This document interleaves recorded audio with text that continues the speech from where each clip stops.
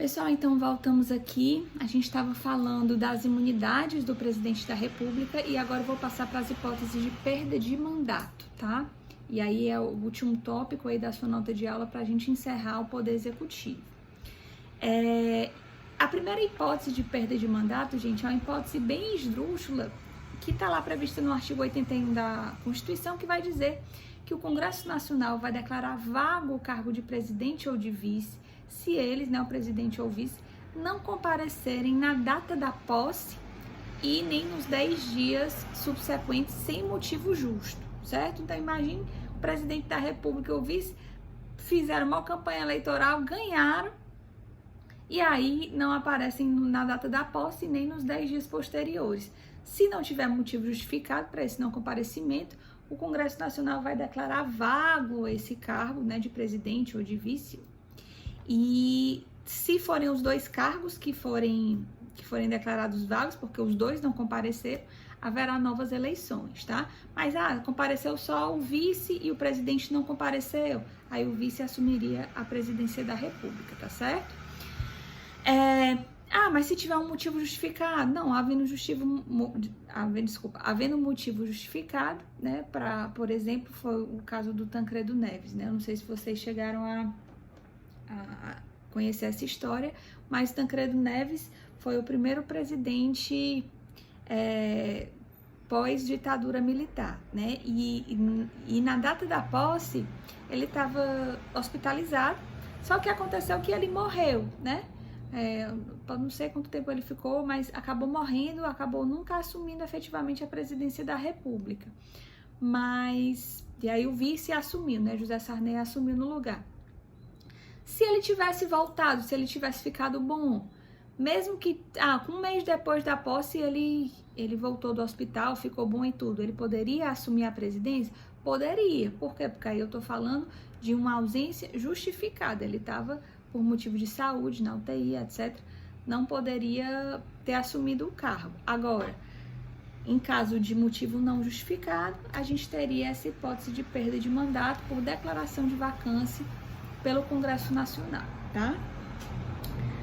E aí, a segunda hipótese é de cassação, certo? O mandato do presidente, ele pode ser cassado de 3 maneiras, preste atenção. Pelo Tribunal Superior Eleitoral, pelo TSE, tá certo? O presidente da República poderá ter seu mandato cassado, nesse caso pelo TSE, se for questões relacionadas às eleições, à fraude no processo eleitoral. Então, imagine que foi descoberto Caixa 2 ou que foi descoberto, alguma fraude no processo eleitoral.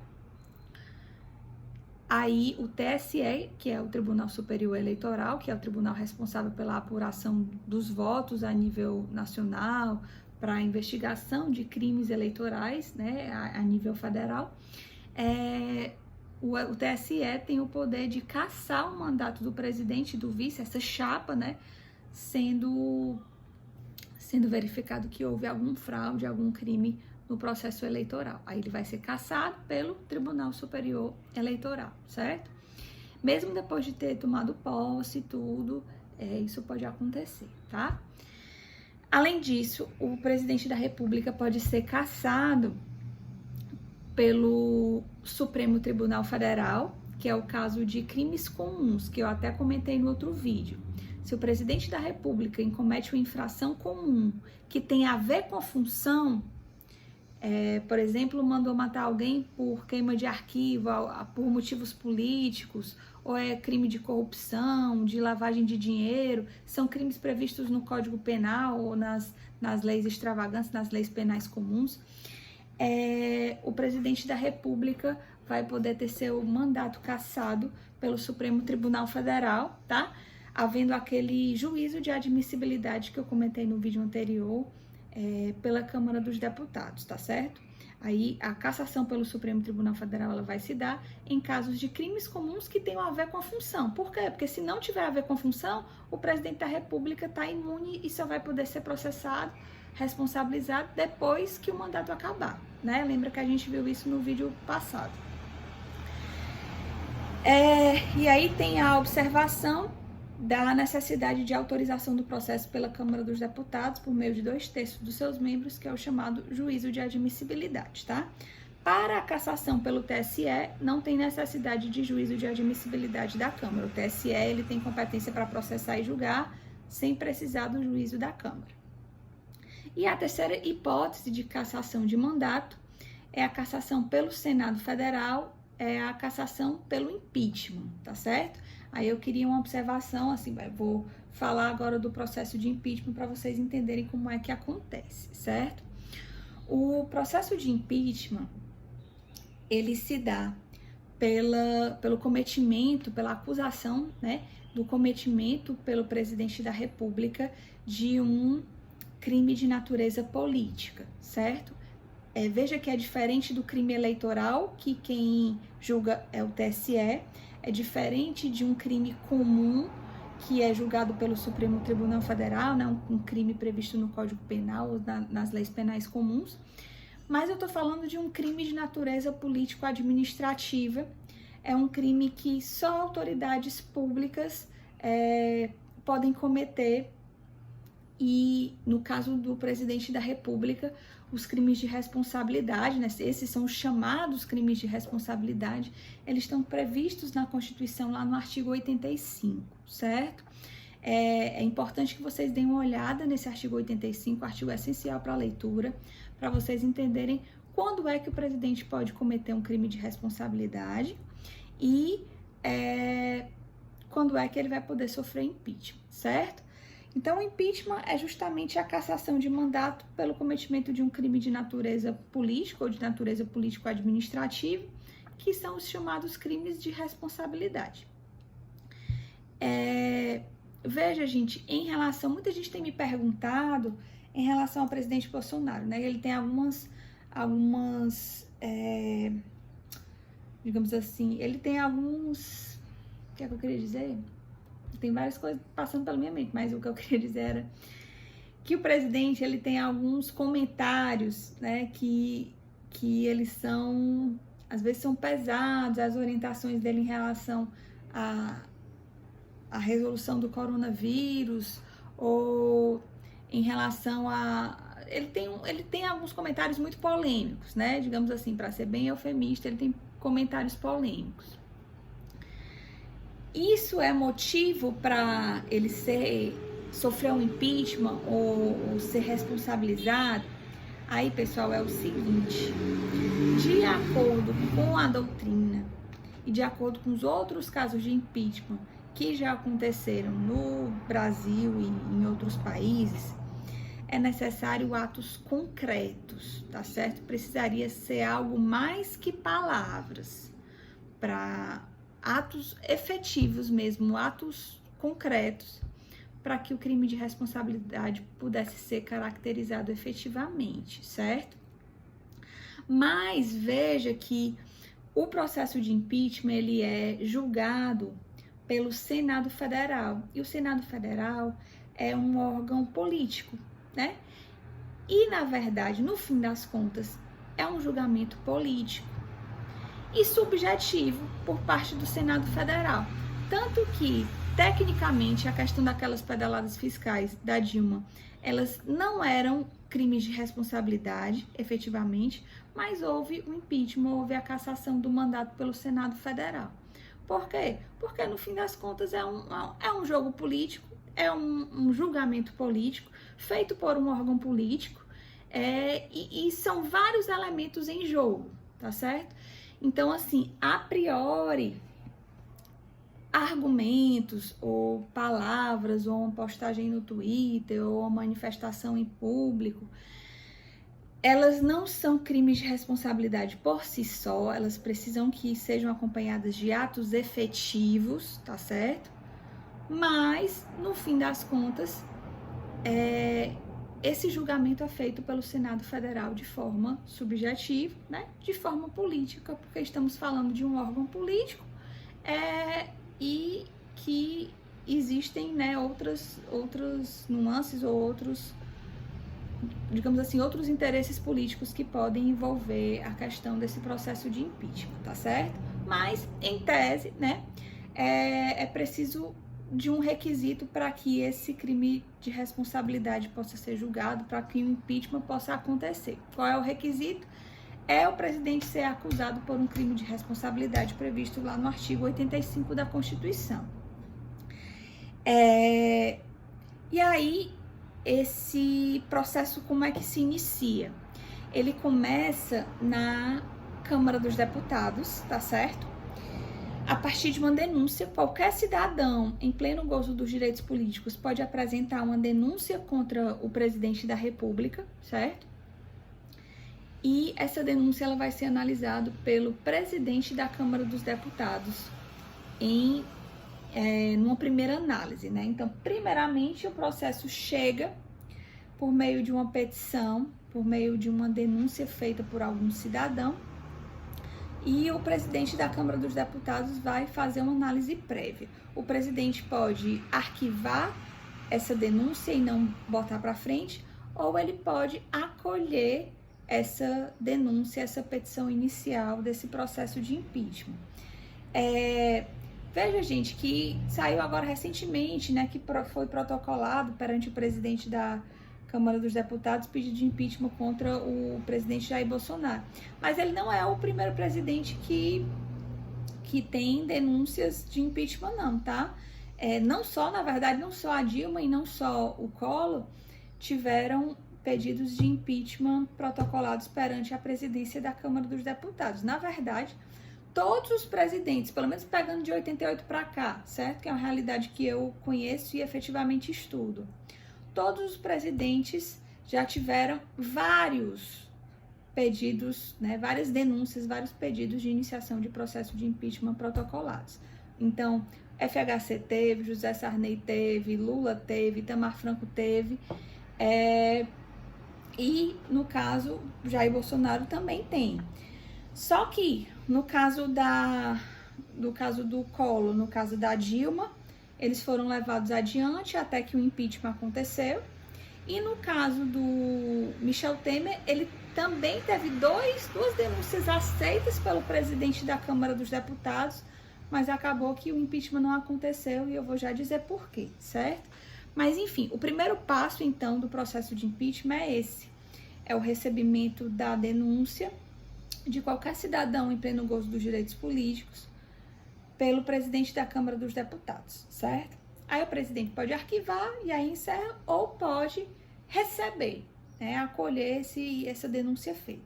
Acolhendo essa denúncia feita, vai ser criada uma comissão especial na Câmara dos Deputados, formada por deputados federais de todos os partidos, certo? É respeitada a pluralidade dos partidos políticos nessa comissão especial.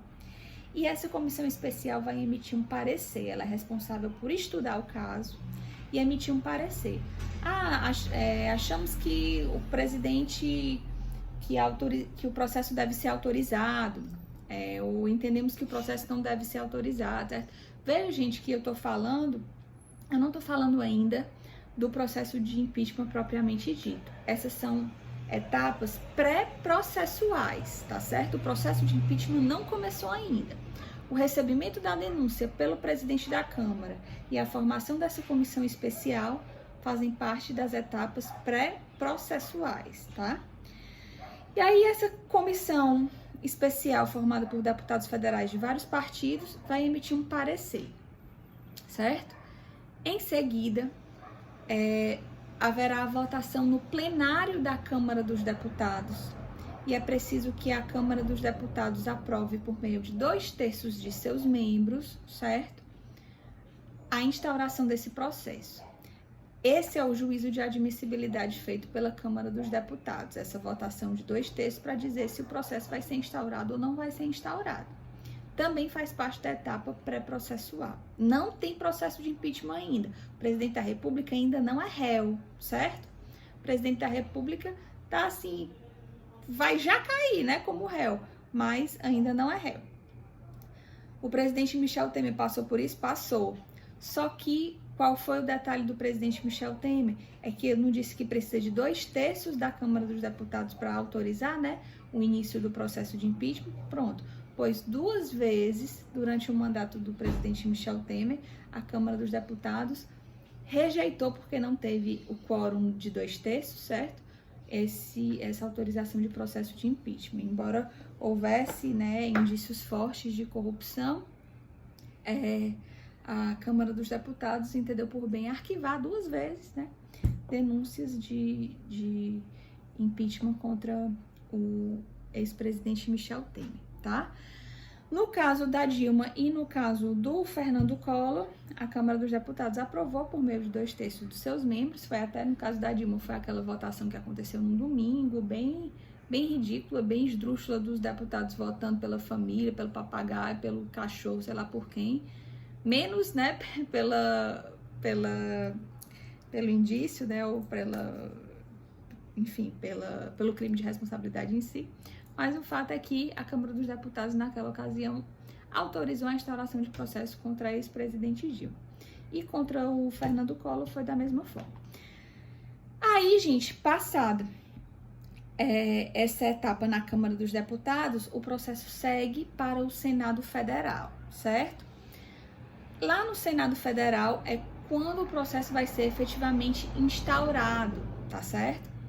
E aí, no caso do processo da Dilma, foi incluído um segundo juízo de admissibilidade pelas regras criadas aí pelo Senado Federal e chanceladas pelo Supremo Tribunal Federal. Então, isso que eu vou falar agora não está na Constituição, no rito do processo de impeachment, mas é uma etapa que foi criada no rito do processo da ex-presidente Dilma e que foi chancelado pelo Supremo Tribunal Federal. É o segundo juízo de admissibilidade que vai ser feito dessa vez pelo Senado Federal. O Senado recebe o processo autorizado da Câmara dos Deputados e vai fazer um segundo juízo de admissibilidade. Então, o Senado vai se reunir e, por meio de maioria simples de seus membros, quer dizer, levando em consideração apenas a maioria dos membros presentes no dia da votação lá no Senado, lembrando que são 81 senadores, né?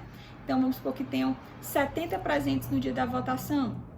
Pronto, com 36 votos de senadores, porque só foram 70 no dia e eu tô falando de maioria simples, certo? Leva em consideração apenas a maioria dos presentes no dia da votação. E aí, nesse exemplo, 36 senadores foram a favor, pronto.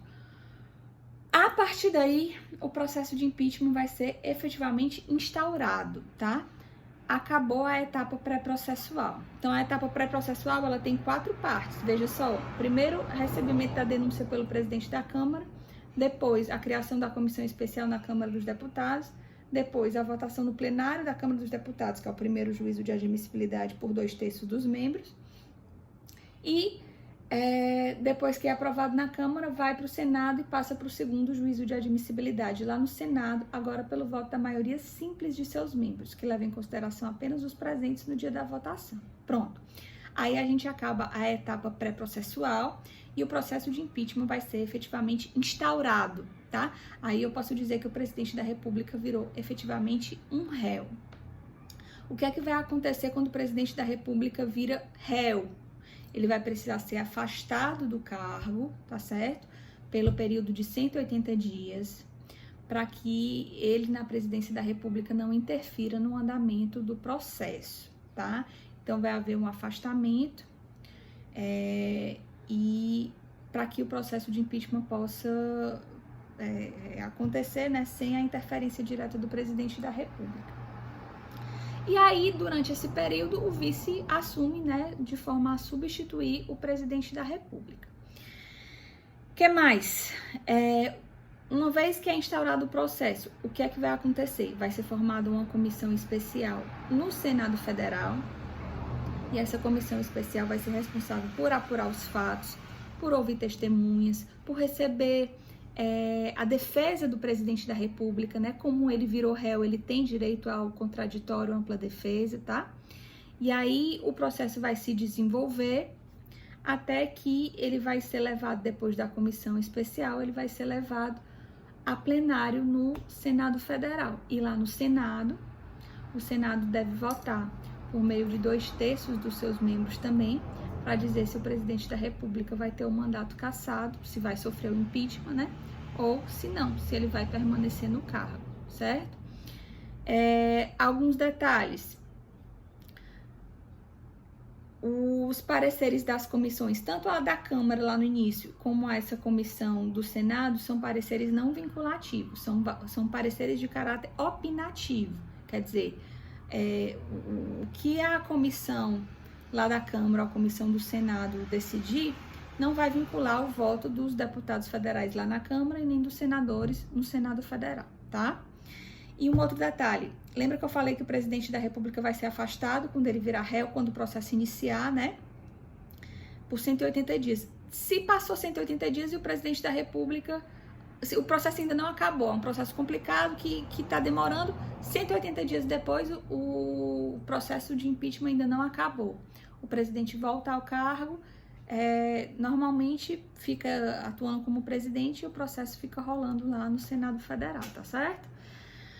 No caso da Dilma, ela foi afastada, me parece que em abril, por aí, foi quando houve o segundo juízo de admissibilidade no Senado, né? Ela efetivamente virou réu, me parece que em abril de 2016, quando foi em agosto, o processo foi efetivamente julgado pelo Senado, pelo plenário do Senado, com esse voto de 2/3. Então, ela não chegou, né, a retornar porque o prazo foi menor que 180 dias. Então, ela foi afastada.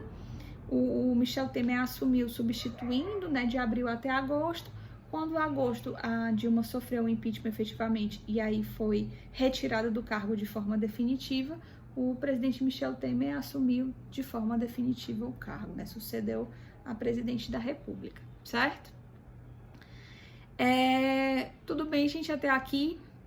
O bom que eu tô falando é perguntando pro vídeo, né, mas qualquer dúvida vocês lembrem de mandar torpedo, tá? Que eu estou à disposição para responder. Sobre o impeachment, deixa eu ver aqui. Detalhe, o que é que acontece quando o presidente da República sofre o impeachment? Ele vai preso? Não, porque a gente está falando de uma infração político-administrativa, a gente está falando de um crime de responsabilidade que não gera prisão, tá? O que é que gera prisão? São os crimes comuns lá do Código Penal. Então, os crimes de responsabilidade, que são infrações político-administrativas, elas vão gerar o quê de consequência? A perda do mandato, certo? E a Constituição diz assim, e a inabilitação para o exercício da função pública por 8 anos, tá certo? Doutrinariamente, essa questão da inabilitação para o exercício da função pública por 8 anos, ela iria decorrer dessa questão do afastamento, né, da cassação do mandato. Sai do cargo e fica inabilitado para o exercício da função pública por 8 anos. Só que, no caso do impeachment da Dilma, por exemplo, foi visto que, na verdade, houve um afastamento, houve 2 votações diferentes pelo Senado. Uma se ela ia ser cassada, e aí ela foi, né, houve o voto de 2/3, mas teve uma segunda votação para saber se ela ia ficar inabilitada para o exercício de função pública por 8 anos. E aí, nessa segunda votação, que me parece um resultado esdrúxulo também, o Senado entendeu que não era o caso de inabilitar a ex-presidente Dilma para o exercício da função pública por 8 anos. Isso parece um problema processual mesmo, porque a Constituição diz como se fossem 2 coisas juntas, certo?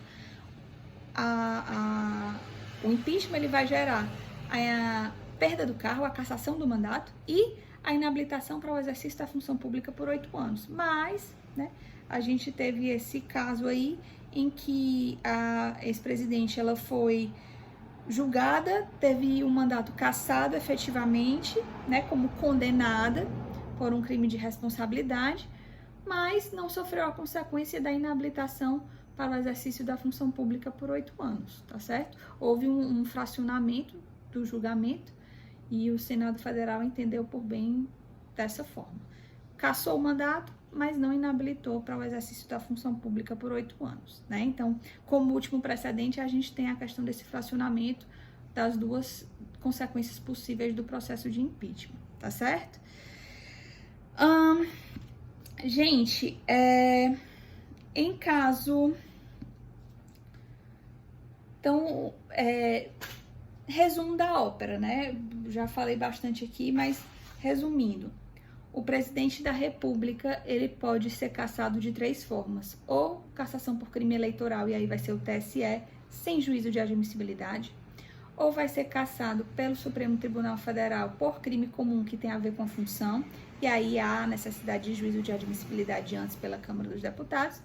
E a terceira hipótese é a cassação pelo Senado Federal através do processo de impeachment. Isso acontece com crimes de responsabilidade de natureza político-administrativa e haverá necessidade de juízo de admissibilidade pela Câmara também, tá certo, gente? Que mais? Outras hipóteses de cassação, de perda de mandato do presidente, me desculpe. Outras hipóteses de perda de mandato é a extinção do mandato, por exemplo, via renúncia, certo? Ou morte do presidente, ou por ausência do país por mais de 15 dias, sem autorização do Congresso Nacional. Se o presidente da República tiver que se ausentar do país por mais de 15 dias, ele precisa de autorização do Congresso. Se por acaso essa autorização do Congresso não sair, o presidente da República vai mesmo assim. E aí, se isso acontecer, o Congresso Nacional vai declarar vago por infração dessa questão da não observância da autorização do Congresso Nacional para viajar fora do país por mais de 15 dias, tá certo, gente? Bom, gente, era isso. Vou fazer um outro vídeo. Eu sei que eu havia falado 2 vídeos, mas eu vou fazer mais um terceiro vídeo para complementar essa questão do impeachment, tá certo?